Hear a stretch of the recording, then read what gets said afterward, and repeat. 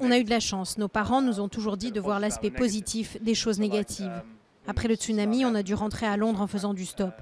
Nous nous sommes dit qu'on avait de la chance car on avait vu des enfants dans des situations bien pires quand on était plus jeune. Si on avait été là-bas pendant des vacances de 2 semaines, je ne pense pas que nous l'aurions vécu de la même manière. Les journalistes, les médias, les propriétaires de boutiques pensaient qu'on était un peu fous, un peu bizarres au début. Ils trouvaient qu'on voulait en faire trop. Alors, ils nous ont demandé d'où venait notre inspiration. On leur a répondu qu'on avait grandi en Inde et voyagé tout autour du monde pendant 4 ans et qu'à cette époque, on faisait beaucoup de bénévolat dans des orphelinats et des foyers pour enfants. Et puis, ils ont appris ce qui s'était passé pendant le tsunami. Et là, on a eu énormément de couverture médiatique.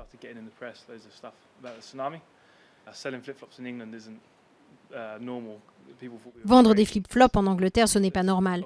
Les gens pensaient qu'on était fous parce qu'ici l'hiver dure longtemps. Mais tout a commencé quand je vivais en Australie, quand Rob m'a rendu une visite surprise pour mes 21 ans et il m'a parlé de cette histoire de flip-flop, de l'idée de construire des foyers pour enfants.